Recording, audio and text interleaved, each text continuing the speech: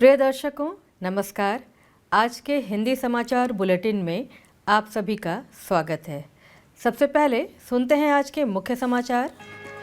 RSP के निदेशक प्रभारी श्री अतनु भौमिक ने जोर देते हुए कहा, रचनात्मक संस्कृति को विकसित करना, सहानुभूति को बढ़ावा देना और सहयोगी दलगत कार्य को बढ़ावा देना टीम के सदस्यों की अधिकतम क्षमता को उजागर करने के लिए अति आवश्यक है। सेल निदेशक कार्मिक कप रणनीति के दूसरे उपविजेता के रूप में उभरा सेल राउरकेला इस्पात संयंत्र और सेल आरएसपी के इस्पात जनरल अस्पताल में 2 अत्याधुनिक ईएनटी वर्क स्टेशन का उद्घाटन। अब समाचार विस्तार से। सेल राउरकेला इस्पात संयंत्र आरएसपी में अगुओं के कोचिंग कौशल को निखारने हेतु शुरू की गई अद्वितीय मानव संसाधन पहल अंतःदर्शन के उद्घाटन सत्र में भाग लेने वाले वरिष्ठ अधिकारियों को संबोधित करते हुए आरएसपी एवं बोकारो स्टील प्लांट के निदेशक प्रभारी श्री अतनु भौमिक ने इस बात पर बल देते हुए कहा कि रचनात्मक संस्कृति को विकसित करना, सहानुभूति जताना और सहयोगी दलगत कार्य को बढ़ावा देना टीम के सदस्यों की अधिक क्षमता को उजागर करने के लिए अति आवश्यक है। कार्यपालक निदेशक संकार्य श्री एसआर सूर्यवंशी भी मंच पर उपस्थित थे। कार्यशाला का संचालन सहायक प्रोफेसर आईआईएम नागपुर, एचआरएम और ओबी भावनात्मक गुणक विशेषज्ञ सदस्य EI consortium, USA Gallup strength coach और एमडी आशीष सेन कंसल्टिंग एवं कोचिंग डॉक्टर आशीष सेन द्वारा किया जा रहा है। गौरतलब है कि 2.5 दिवसीय सत्र में विभिन्न विभागों के 46 वरिष्ठ अधिकारी भाग ले रहे हैं। निदेशक प्रभारी ने जोर देकर कहा, आज की तेज तर्रार प्रतिस्पर्धी दुनिया में कोच और कोच के बीच संबंधों को बढ़ावा देना जरूरी है। यह संवारने की प्रक्रिया में ऐसे परिवर्तन लाती है जहां व्यक्ति स्वतंत्र रूप से जुड़ सकते हैं, जानकारी साझा कर सकते हैं और रचनात्मक विचारों का आदान प्रदान कर सकते हैं, जो सभी संगठन के वृद्धि में योगदान दे सकते हैं। उन्होंने इस बात पर भी जोर दिया कि अगुओं की सफलता दूसरों के विकास को सुविधाजनक बनाने में उनकी सक्रिय भूमिका से परिभाषित होती है।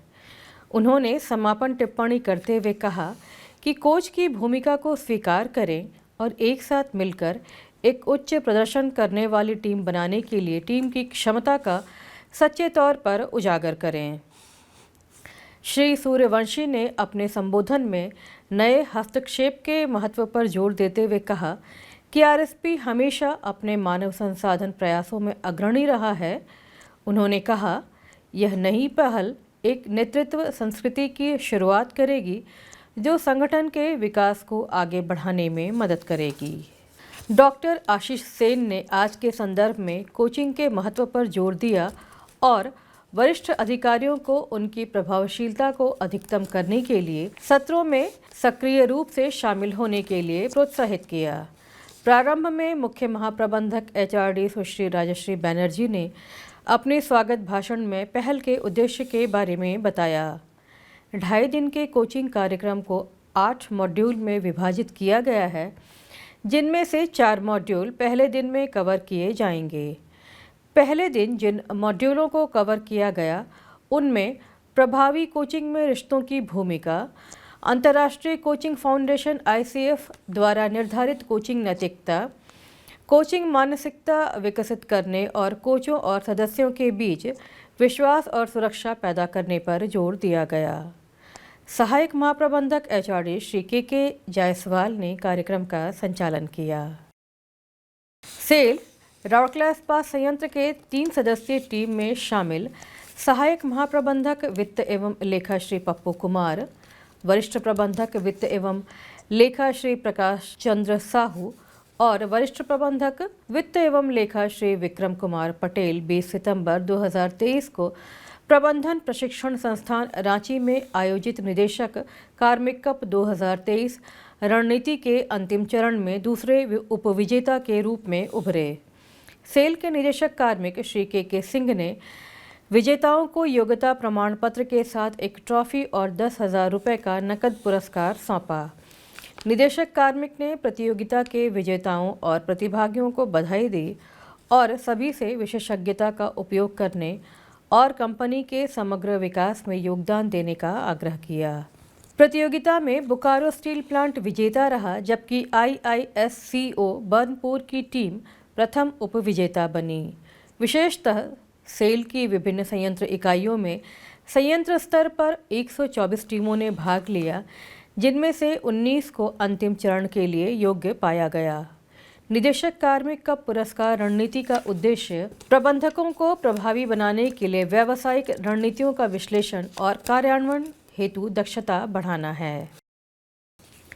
मरीज सेवा और निदान क्षमताओं को बढ़ाने की दिशा में एक महत्वपूर्ण कदम बढ़ाते हुए सेल राउरकेला इस्पात संयंत्र RSP के कार्यपालक निदेशक चिकित्सा एवं स्वास्थ्य डॉक्टर BK होता ने 16 दिसंबर 2023 को इस्पात जनरल अस्पताल IGH के ENT आउट पेशेंट विभाग OPD में 2 अत्याधुनिक ENT वर्कस्टेशन का उद्घाटन किया।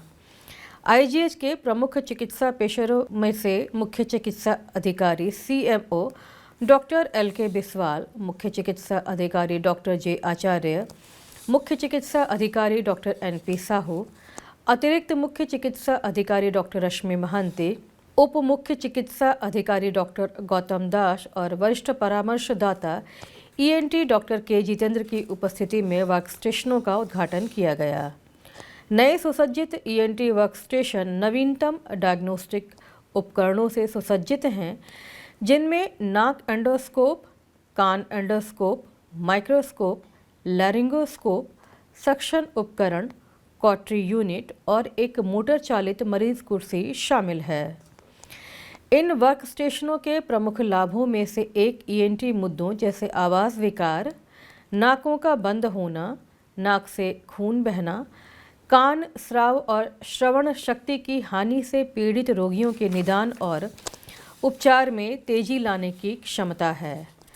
एंडोस्कोपिक छवियों को रिकॉर्ड करने और दस्तावेजीकरण करने के लिए उन्नत कैमरा तकनीक का समावेश रोगी मूल्यांकन की सटीकता और संपूर्णता को और बढ़ाता है। ENT वर्कस्टेशन नियमित ऑपरेटिंग रूम में नाक की एंडोस्कोपी और लैरिंगोस्कोपी करने की पारंपरिक प्रक्रिया से बिल्कुल अलग है। इन प्रक्रियाओं के लिए समर्पित सुविधाएं प्रदान करके मरीज कम प्रतीक्षा समय और आवश्यक नैदानिक सेवाओं तक अधिक कुशल रूप से पहुंच की उम्मीद कर सकते हैं। IGH की पूरी मेडिकल टीम समुदाय सर्वोत्तम शीर्ष स्तरीय स्वास्थ्य सेवाएं प्रदान करने के लिए समर्पित है और इन ENT वर्कस्टेशनों का जुड़ना उस दिशा में एक महत्वपूर्ण कदम है। मरीज अब शीघ्र और अधिक सटीक निदान की आशा कर सकते हैं, जिससे अंततः उपचार के परिणामों में सुधार होगा। इसी के साथ आज का हिंदी समाचार बुलेटिन यहीं समाप्त होता है। नमस्कार।